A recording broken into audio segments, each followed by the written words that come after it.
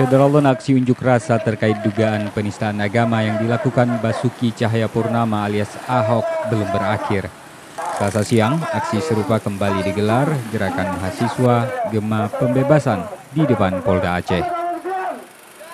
Selain mengusung poster, mahasiswa juga membawa replika keranda mayat yang ditempelkan foto Jokowi.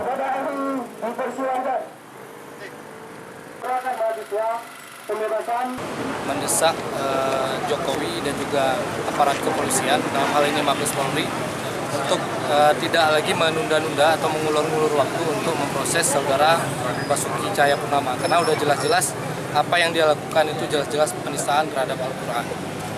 Dari Banda Aceh, Muslim Arsani, Serambion TV.